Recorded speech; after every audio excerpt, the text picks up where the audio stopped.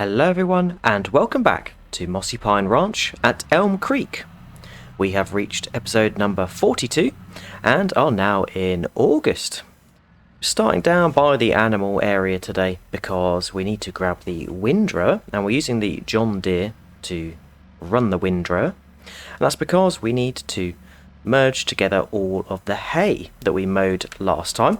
Yep, that's right, we mowed the main grass meadow over there, which we used the swather pack to do so, and we got on okay with it. It did an okay job, but it did make quite thin swaths that are very close together, and also yes, it converted the grass that we mowed directly into hay using the conditioner that's built in. But yeah, as you can see over here, it's lots and lots of swaths, and we should be able to merge these swaths together using our windrower.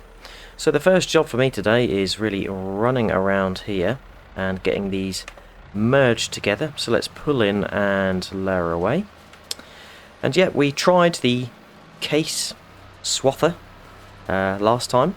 Did a good job, and it obviously conditioned it all into hay, so it meant that we didn't need to mow and then ted separately. We could do it all in one. But it did make a little bit of a mess, and it was very flamboyant. But yep, we got to try these things. Means that we can work out the pros and cons of what to use. But I think, yeah, the tried and tested Pottinger crossflow mowers and then our tedder is the way to go. But first and foremost, we'll get this all windrowed, and then we can come along and bale it, because all this hay is needed for our growing animals. Yep, they are reproducing, and there's lots more that we have to feed now, so we need hay. So I'll get this all done, and then we'll be on to the baling.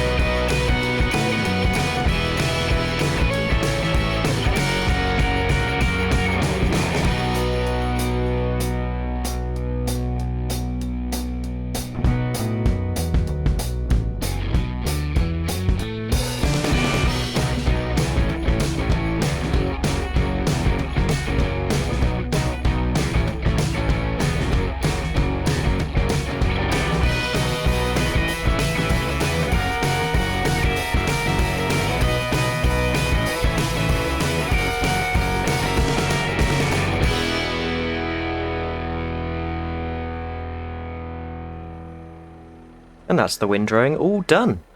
And you'll notice that the grass has grown in the time that it's taken for us to obviously get round to windrowing it, but that's okay.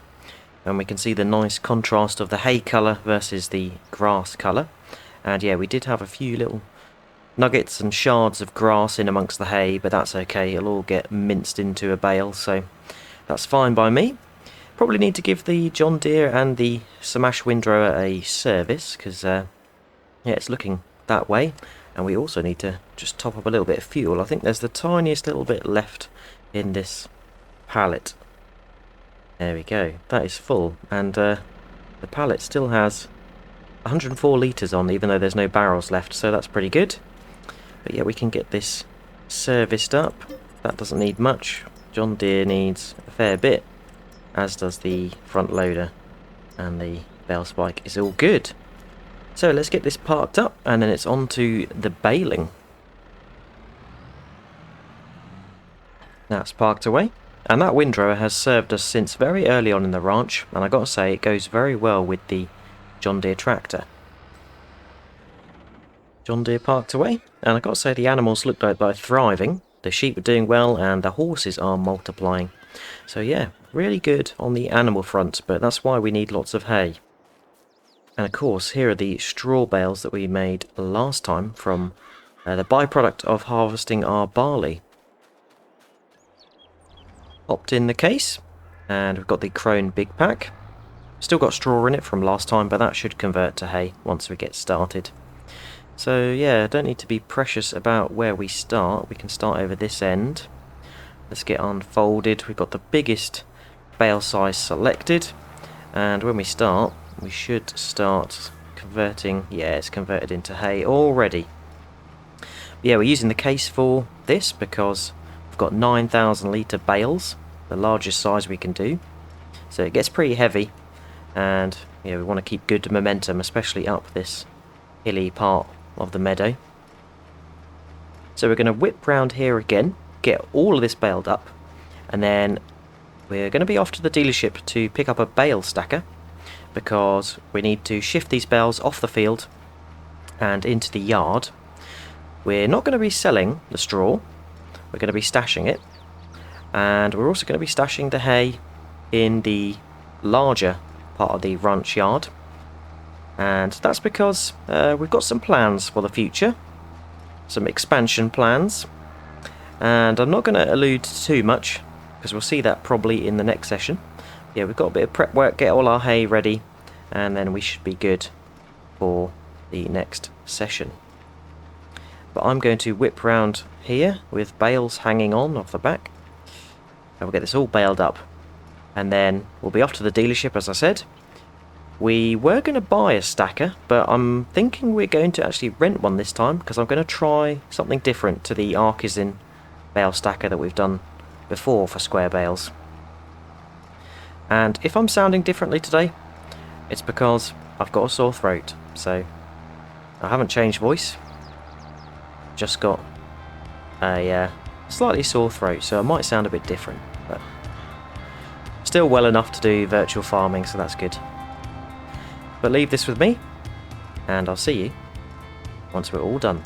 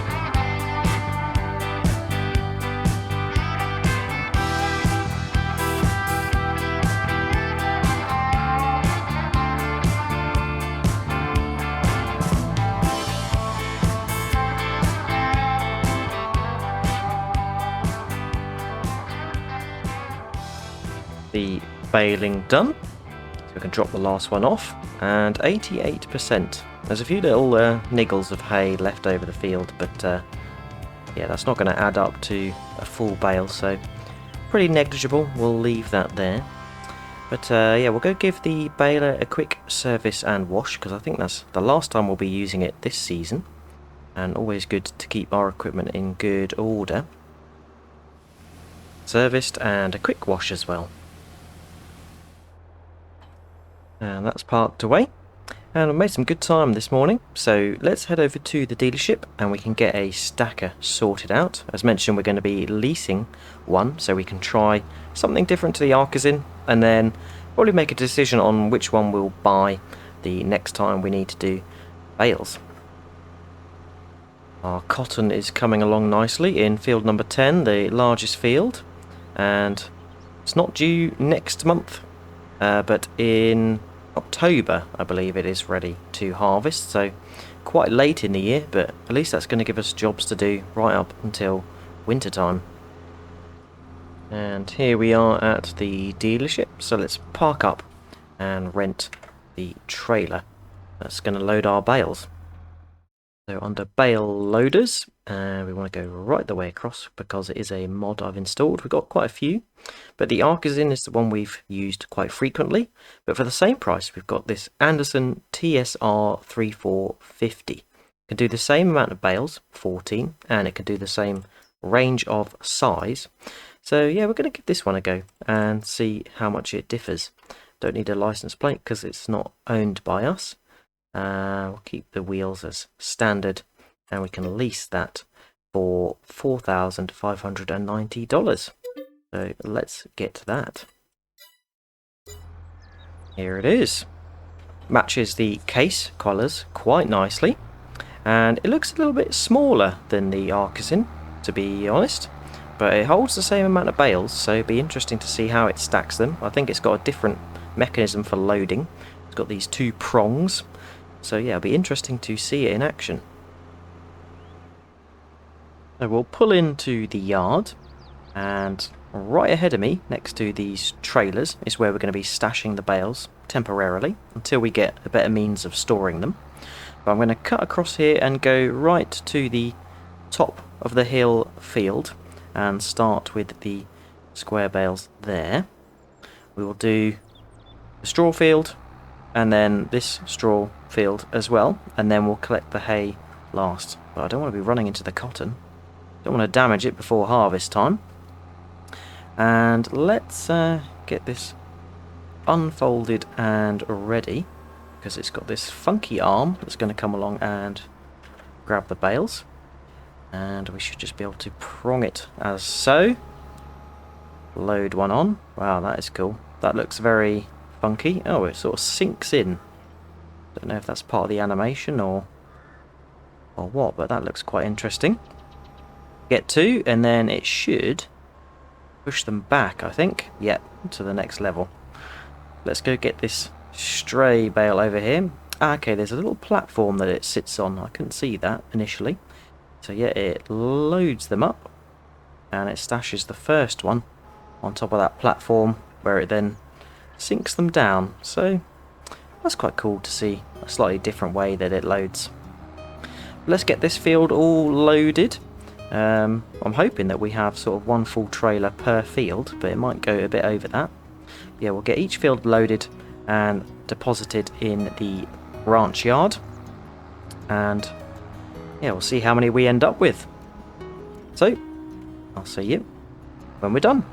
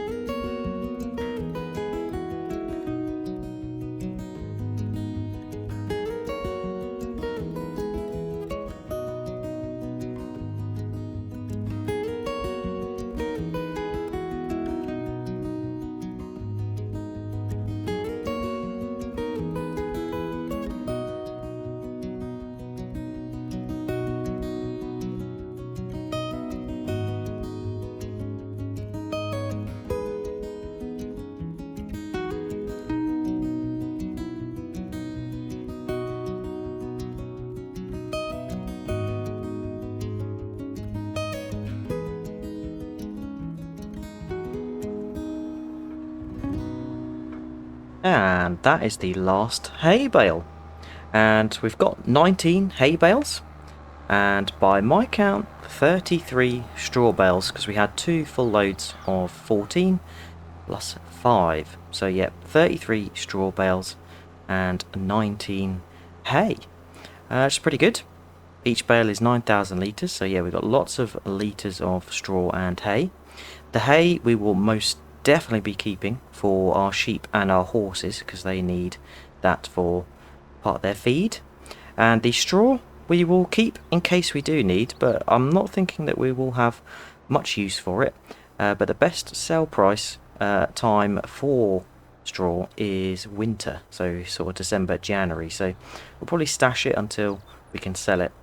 We're, talking only $20, $30, $40 price difference, because the peak price of straw is not very high. But nonetheless, it's good that we try and sell it for the best price we can. But yeah, we'll drop that here. And of course, this trailer had a very different unloading technique to the Artisan. The Artisan likes to tip fully upright and stack in quite a tall pile, whereas this is more of a longer, lower pile. So yeah, I actually prefer the way that this unloads. Makes it a lot easier for handling the bales, because we haven't got something that can pick up from a height. So yeah, that's a bonus. Right, but that's all baled up, and the next job involves us going yet again to the dealership. I'll tell you more when we get there, but it gives us the chance to run this trailer back to the dealership and hand it back. But yeah, fantastic Anderson square bale stacker. Definitely recommend. Back at the dealership, and let's get this bale stacker returned, and we can pick up what we need next. I'll also set a worker to take the tractor back to the farm, because yeah, we're not going to need it. There we go. Worker John is taking it back to the farm for us. So what we are going to rent next is a forage harvester. Not going to buy one, because I don't think we're going to get use out of it all the time, but because our main field at the farm, well, not main field, but our longest grass field now is ready to harvest, it was time to mow and to use this grass for silage. And I thought, well, I've done a lot of mowing and collecting up with the forage wagon, so yet again, let's do something a little bit different. So we're going to get a forage harvester, and it's the John Deere 8000 series. It's a mod, $305,000. So I think a good price when you look at the price of forage harvesters across the board. And yeah, this looks really good. We don't need to get anything too special. The only thing we do particularly need on this is a different attacher type. So we're getting the attacher block for a little bit extra. And that's going to allow us to hitch up to the Lizard Trans 70 trailer, which has a 70,000 litre capacity. And yeah, when we're sort of solo working on the ranch, we need something that we can easily pull and have a good amount of capacity in, so we're not making lots and lots of trips. So let's lease this. That was $15,000 to lease, so pretty expensive, but I think it will pay off in the long run. And then we want a header that is going to be able to mow and collect up the grass all in one. So it is the Capello Spartan 610, 6.1 meters wide, and yeah, it can mow grass and it will shove it out the forage harvester pipe for us to put into the trailer. So let's lease this, and that's going to cost us an extra $3,200. Here we go. Here is our combination, and yeah, we went for John Deere because there's no case forage harvesters. I'm not aware that Case do them, and I certainly haven't seen them on the game, so correct me if I'm wrong and they actually do exist. But yeah, we are not color coordinated with the Case for our forage harvester, but the alternative equipment that we've been using, and we have a John Deere tractor, so I thought we'd go for a John Deere forage harvester. But at least the header, the Capello Spartan, is Case colours, or close enough. Yeah, let's get the beacons on and head back to the ranch. This is a bit of a beast, and we can put silage additive in this, so that will help with the yield of grass we get. We take a quick look on the inside, and it's a very modern cab, lots of dashes, lots of joysticks, lots of numbers and meters and all sorts of jazzy stuff. So yeah, very modern. We really are able now to rent much more modern equipment than when we started out. I remember in one of the sort of first phase of Mossy Pine Ranch, we had a tiny little John Deere rear pulled forage harvester dumping into our class trailer, and now we've got the means to rent a forage harvester, and do bigger scale jobs. But let's get this back to the ranch, grab the trailer, and we can set about mowing up that field. Back at the ranch yard, and it's a bit of a tight fit through the entrance there, but nonetheless we are here, and it is the Lizard Trans 70 trailer we want. There it is. And it's good that we are getting to use this trailer again, because we went through a phase of not really using it a great deal, so it's nice that we are using it. There we go, that's hitched up, and let's grab some silage additive whilst we're on our way past. There we go, that's topped up, and let's head over to the grass field so we can start forage harvesting. Now we will be depositing the grass into our fermenting silo over here, and because it's got a 70,000 litre capacity, I'm thinking we're probably going to do around 2 or 3 trips to the fermenting silo, because the yield we'll get out of that field, yeah, I suspect that's how many loads we'll have. But take a guess at what you think we might have by way of loads. So no particular place to start really. We'll get started as soon as we can. So we want the pipe out. We want to make sure that we can turn the harvester on, and the header is lowered away, and let's get started. I want to make sure I get all the edges, but there we go. We are mowing and collecting up the grass into our Lizard Trans 70. So where beforehand we would be mowing this up with the Ottager crossflow. Now I know that's slightly wider at 10 metres versus 6, but we'd have to do 2 jobs, mowing and then forage wagoning. So this really does cut down the jobs, and I know the pipe looks like it's sort of blasting it through the front section of the trailer there, but that pretty much is the trailer, and it will move backwards as it starts to fill. It will fill from the front to the back. Yeah, I'm interested to see how many litres we're going to get from this field. The fermenting silo is completely empty, so we'll see how many litres we've got. And yeah, that really is the plan. We're going to get all this grass foraged and into our fermenting silo. So on that note, I'm going to get busy, and I'll see you when we're all done.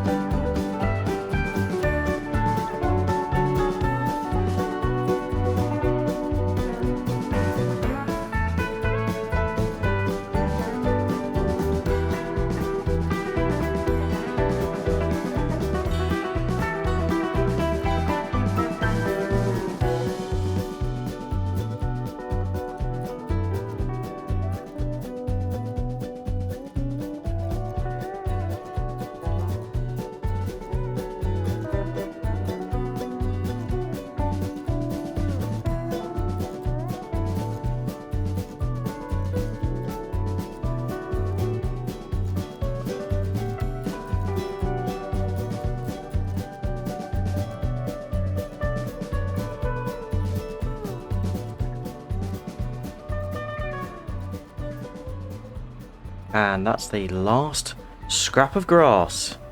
That was a big, big job. Definitely more than what I predicted. I said 2 to 3 loads and we were way over that. So I think we can only predict that my prediction is always wrong, because I always underestimate it, and I always underestimate it in terms of how long it's going to take and how much we're going to get. And we certainly got lots from that field. The forage harvester did struggle a little bit on the steeper parts of the hill, so the power of hindsight, I should have upgraded the horsepower, and that probably would have meant a slightly higher lease cost, but definitely would have been better for us operating in that hilly terrain. But nonetheless, we managed to do quite well. Did slow down in parts, but we could switch off and do the turns we needed to and get some horsepower back from that. But that is the last remnants unloaded, so let's take a look at how much we got. So 235,173 litres, and as mentioned, this was empty when we started that forage harvest, so that is all from that field. We'll activate it so we can start turning some into silage. But yeah, what a fantastic forage harvester, and I'm glad we leased it. Probably not going to have much else to forage harvest on Mossy Pine Ranch, but we will be keeping this forage harvester till the next day, because we will be using it again for another project. Again, I'm not going to disclose, but it is to do with expansion. So yeah, we plan to use this to help clear out the area that we are expanding into next time. But yeah, it's been a busy day. We started off by windrowing our hay. We got that all baled up alongside our straw as well. And then we stacked the bales. We got quite a lot of straw and hay, so that's going to help the animals going forward and bring us some profits in the winter time. And then we rented our forage harvester to get that grass field all foraged and collected up into the silo. So a beastly volume of grass that we collected, and that's going to go towards our silage and BGA funds. So hope you have enjoyed watching. If you have, remember to drop a like, and if you've got any tips, tricks or things you'd like me to do, then feel free to leave a comment. All that's left to say is, hope to see you again next time, and until then, catch you later. Cheers all. Bye bye.